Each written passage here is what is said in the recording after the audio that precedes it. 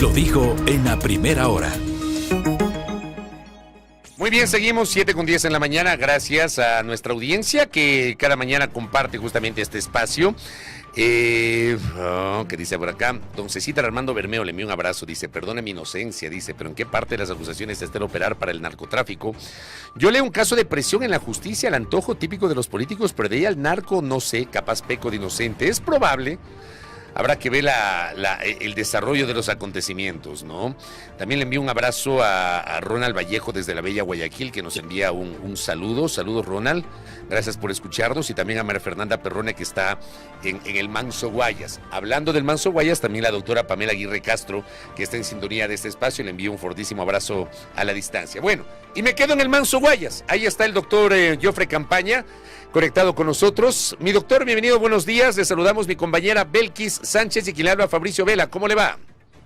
Hola Fabricio, buen día. Belkis, buen día. Un gusto estar con ustedes en esta mañana en Guayaquil, una mañana en la que verdaderamente estamos sorprendidos, impresionados. He podido estar desde hace un par de horas revisando los detalles del caso que tanto asombro causa, el caso Purga, y verdaderamente es espeluznante, ¿no?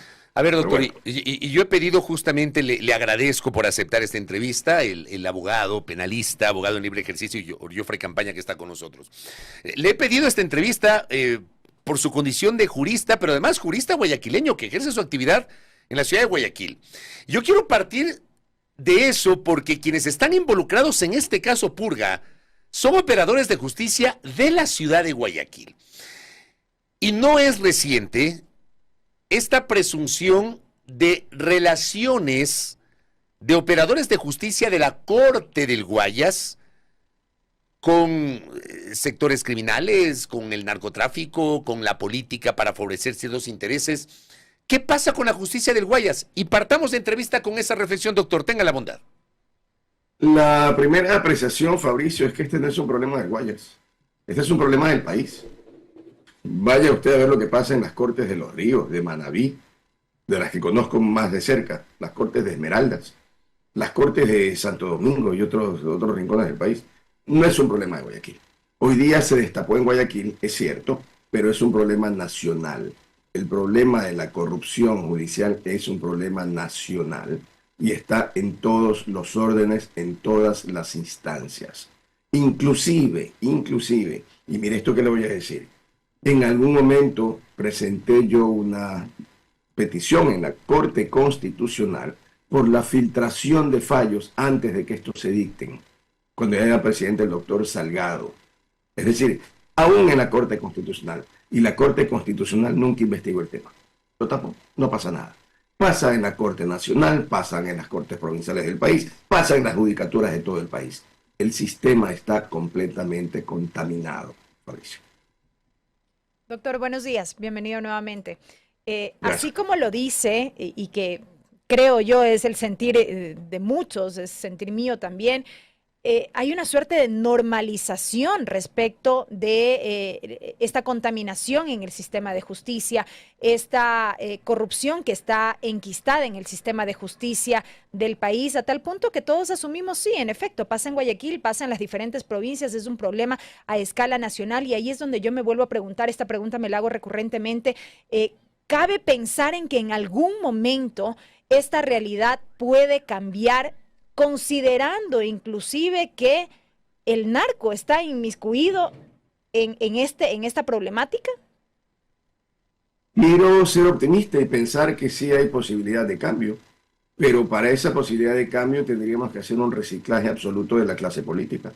Gran parte de la contaminación del sistema judicial viene desde la clase política, los grandes líderes políticos del país, los dueños de los partidos políticos que tomaron siempre a la justicia como un botín. Y eso hay que decirlo, porque eso es lo que vivimos. Entonces, posibilidades de una renovación, un cambio total, sí. Previamente hay que renovar esa clase política, los dueños de la justicia. Entonces, este es un problema que no se puede ver como situaciones aisladas. No es que hay un caso puntual de la jueza Gallardo. No es que hay un caso puntual del juez Marfetán. No, aquí están muchísimos más. Porque además hay que considerar algo.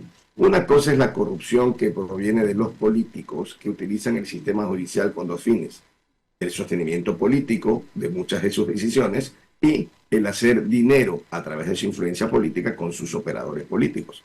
De otra parte está la corrupción del narco que ha infiltrado las instituciones, y de otra parte está la corrupción que nace y se origina en los propios jueces.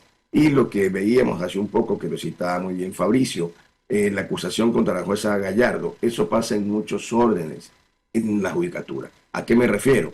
Según la denuncia de la fiscal, que tiene sus sustentos, Fabiola Gallardo es la jueza que buscó a Fito para llegar a arreglos.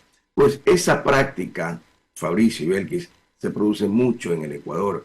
Muchas veces los jueces buscan mediadores o intermediarios, que son abogados normalmente en ejercicio, y buscan a otros abogados que tienen causas y les dicen: tienes un juicio en la sala tanto, estoy aquí para arreglar.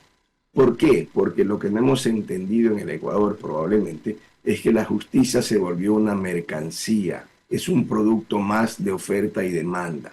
Y eso es lo que muchas veces las entidades, el país, mucha prensa, cierra los ojos. Este detalle, perdón doctor que me interrumpa, este detalle que acaba de señalar, este modus operandi, lo conocimos en diciembre cuando se reveló el caso Metástasis.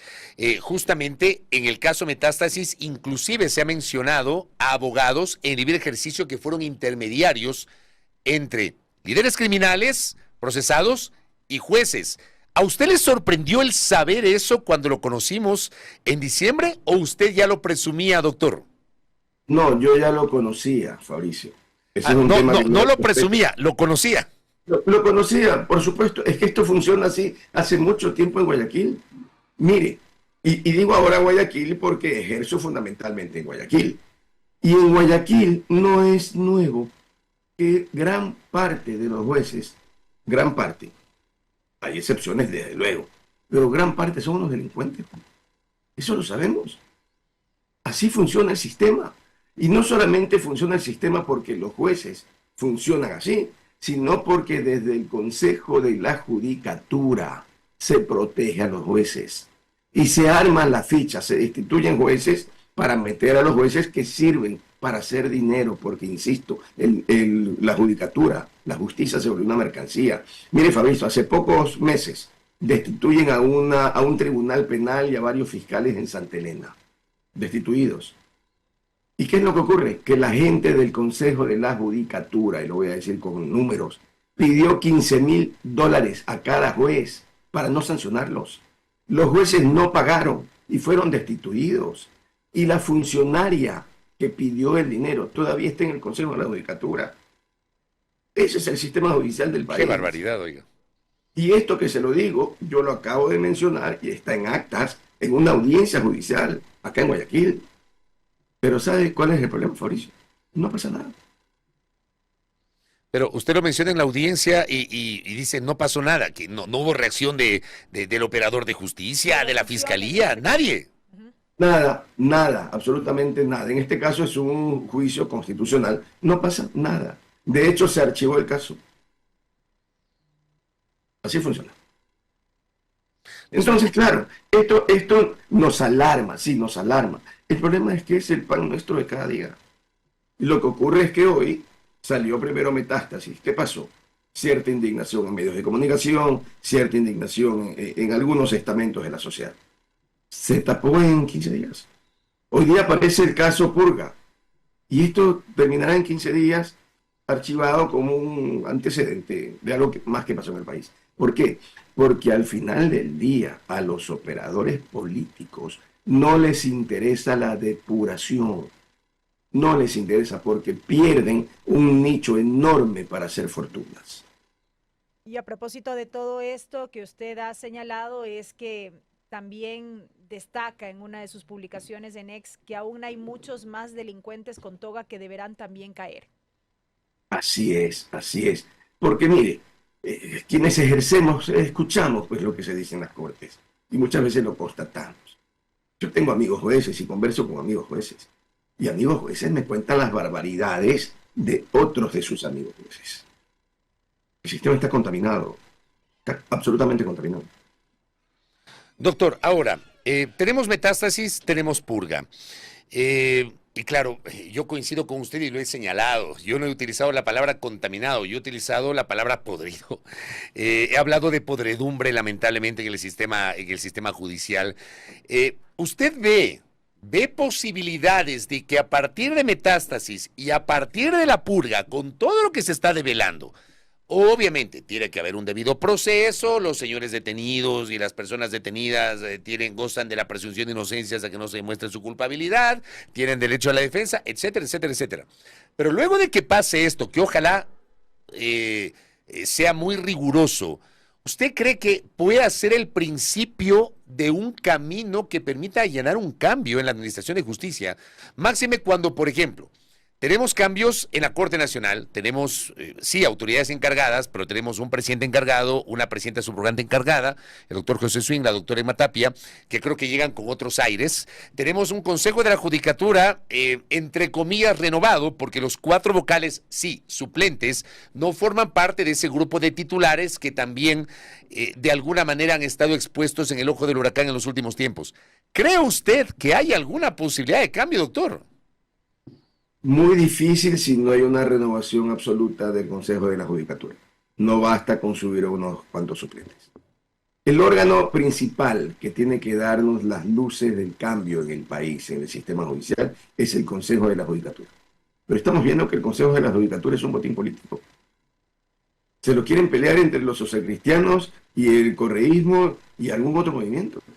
Es un botín. ¿Por qué? Porque saben que ese consejo nombra a los directores provinciales y son los que ponen jueces a la carta. Jueces a la carta. Hay casos, aquí hay escándalo, ¿verdad? Ahora sonaba el caso del Banco del Pacífico. Y lo voy a decir, Fabricio. Hay un caso emblemático en Guayaquil contra la compañía Eurofood, cuyos dueños son italianos. Arreglaron los sorteos. Abogados del Banco del Pacífico arreglaron los sorteos. Y sin embargo, hoy, varios años después, están rematando unos terrenos inmuebles de la compañía Eurofood. La Embajada de Italia presentó cartas de protesta ante Cancillería del Ecuador a la Presidencia de la República. Estoy hablando de temas de hace 7, 8, 9 años. Y no pasa nada. Es decir, el propio Banco del Pacífico con sus abogados arreglaban sorteos. Hay un proceso que se abrió en Fiscalía. Pericias que comprobaron los sorteos arreglados para este caso, que lo menciono, compañía Eurofood. Y no pasó nada, nada. Los procesos, que evidentemente eran nulos, terminaron en Corte Nacional de Justicia, dándole la razón al Banco del Pacífico. Oiga, doctor, lo del Banco del Pacífico a mí me parece espeluznante y por eso yo decía mi comentario. Yo sí creo que 2 entidades, con base en lo que ha hecho la Fiscalía, 2 instituciones públicas, o al menos estatales, tienen que reaccionar a esta hora. La una es el Banco del Pacífico. A mí me encantaría saber, yo no sé si esto es de dominio público, pero me encantaría saber, por ejemplo, si efectivamente los documentos entregados por el señor Muentes, a través de los cuales se beneficia de una indemnización de $4 millones, fueron falsos o adulterados. Me quedo en el tema del Banco del Pacífico y le agradezco al doctor Pedro Cornejo que está en sintonía. Ayer anoche, en el programa de Carlos Vera, en la Fraterna Radio Centro Digital de Guayaquil, habían entrevistado justamente al doctor Ricardo Novoa Bejarano y decía, el Banco del Pacífico sostiene que Muentes le debe a la institución aproximadamente $300,000 y él dijo que yo los había pagado mostrando recibos que el banco sostiene que son falsos. Mi pregunta es, si los documentos son falsos, yo sí creo que el banco debería mostrar esos documentos ante la opinión pública. No sé qué opina usted, doctor. Bueno, de hecho, entiendo y efectivamente que el doctor Ricardo Novoa es el abogado del Banco del Pacífico en este caso. En algún momento han habido publicaciones en redes sociales, incluso en algún medio de comunicación, mostrando ya esos supuestos recibos falsos. Pero el tema va más allá. Si hay recibos falsos, ¿se inició ya el juicio penal? ¿Hay ya una sentencia penal que condena la falsedad? Porque falsificar recibos es un delito. ¿Se inició en algún momento el proceso penal? ¿Hay sentencia condenatoria? Porque lo otro tampoco es suficiente decir los recibos son falsos. Bueno, si los recibos son falsos, tienen que iniciarse los procesos penales. Es cuestión de mostrar los documentos, establecer, porque hay mecanismos jurídicos, hay peritajes, etcétera, mostrar los documentos si efectivamente son falsos, y como dice usted, iniciar pues los recursos jurídicos que correspondan, doctor, me imagino. Por supuesto, pero es mucho más grave que eso, Fabricio. Es mucho más grave que eso. ¿Cómo es que en una acción constitucional se ordena indemnizar con 4 millones de dólares a un deudor que por alguna razón, según esa resolución, no era deudor, pero 4 millones de dólares? Y ese juez sigue tan campante, o ese tribunal sigue tan campante. A eso me refiero. ¿Quién tiene que sancionar esas barbaridades? El Consejo de la Judicatura. Y probablemente, si el caso llegó a la Corte Constitucional, la Corte Constitucional también debió actuar, porque hay muchos temas que son públicos que causan escándalo, y la Corte Constitucional tiene una atribución fantástica, y es que pueden pedir, solicitar, para poder tratar en la Corte ciertos casos que justamente revisten esta connotación. Entonces hay también un silencio de la Corte Constitucional. Y Las barbaridades que pasaron hasta hace poco tiempo con los habeas corpus, etcétera, recién hace unos días la Corte Constitucional. Claro, recién se reguló, que era creo que era la resolución que todo el país esperaba, porque lamentablemente estas medidas constitucionales que deberían servir para protegernos al común de los ciudadanos, terminaron sirviendo para respaldar decisiones muy cuestionables de la justicia para apoyar a criminales, a políticos, etcétera, doctor. Además, de forma burda, resoluciones burdas. Lo que no se entiende es cómo es que, existiendo casos burdos, la Corte guardaba un silencio. La Corte Constitucional, una vez que se dictaban las resoluciones a nivel de Corte Provincial, podía solicitar el caso, tratarlo y resolver. Y estas soluciones tenían que ser inmediatas, no tantos meses después, cuando ya el sistema había sido además afectado. Porque la primera reacción que se genera en la gente es: hay que terminar o modificar las acciones de protección o las acciones constitucionales. Y esa no es la solución, porque las acciones constitucionales son fundamentales para la defensa de los derechos. Lo que hay que hacer es sancionar a los jueces que aplican mal, sancionar a los abogados que aplican mal, y no por aplicar mal, porque normalmente cuando se aplica mal es cuando hay intereses económicos atrás y hay arreglos atrás. Oiga, doctor, mire, Fabricio, sí. yo conozco casos en que acciones de protección que involucran millones de dólares son negadas, selladas, sacramentadas, y meses después se presentan acciones de protección igualitas y ganan, con la complicidad de abogados de la Procuraduría General del Estado. El problema está en todos los estamentos del país, Fabricio. Doctor, y la otra institución que le decía, porque hablé de Banco del Pacífico, lo del Cuerpo de Ingenieros del Ejército, que, perdóneme, a mí me parece insólito, le juro. O sea, yo reviso lo que dice la Fiscalía y me parece insólito que la Procuradora Judicial del Cuerpo de Ingenieros del Ejército esté metida en la colada, perjudicando a la institución, doctor. Pero además, ¿de qué forma? En una acción en la que, a cambio de que le fallen a favor, arreglan las instalaciones por $1,400. Estamos hablando ya de corruptelas de pesetas. Y mire, Fabricio, entre a la función judicial, y ponga en el buscador de demandantes, Cuerpo de Ingenieros del Ejército. Tienen decenas de acciones de protección presentadas por el Cuerpo de Ingenieros, muchísimas de ellas en contra del Instituto de Seguridad Social. Allí es bastante fácil, las acciones de protección cuestan, los honorarios de abogados cuestan.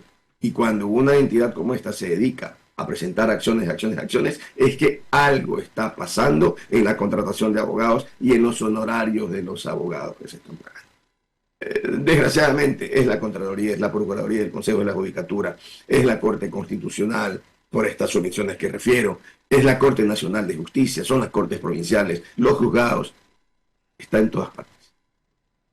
Doctor, usted más o menos decía que para lograr un cambio realmente efectivo deberíamos empezar por una renovación prácticamente total de la judicatura, una transformación de esta instancia. ¿Cómo lograr aquello si usted mismo mencionaba que desde el ámbito político hay sectores que se pelean justamente por una entidad como esta, una institución como esta?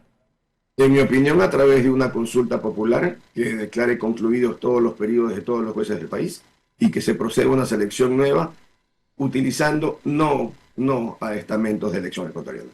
Aquí tenemos que encargarle a la OEA, a la ONU, a las universidades del exterior, a algún organismo externo que realice los concursos. ¿Y eso no es intromisión? No si es una decisión en consulta popular de los ecuatorianos. De tal manera que, miren, si aquí permitimos que sea la Asamblea la que nuevamente convoque a un concurso o lo maneje, o que se pongan consejos de la judicatura transitorios, el resultado será el mismo, porque seguirá siendo un botín político, porque la judicatura, la justicia maneja dos grandes temas: el patrimonio de las personas y las libertades y derechos de las personas. Y cuando hablamos del concepto del patrimonio, estamos hablando de miles de millones de dólares que se manejan. Por tanto, es un botín demasiado grande para encargárselo a los políticos o a un consejo de la judicatura. De tal manera que, en mi opinión, la única opción es ese proceso de selección, encomendémoslo, por ejemplo, a las universidades del exterior. Doctor, dos cositas finales. Súbame el volumen. Gracias, Dieguito. Doctor Joffre Campaña, dos consultas finales a propósito de comentarios que recibo. La doctora Rocío García me escribe y me dice: ¿en qué ha quedado el personal puesto por los operadores de justicia? O sea, estamos hablando de los jueces que están hoy detenidos, que deben ser procesados. Por cierto, la audiencia se reinstalará a las 4 de la tarde, pero detrás de ellos hay evidentemente funcionarios que pueden haber sido colocados en la función judicial. ¿Qué decir sobre eso, doctor?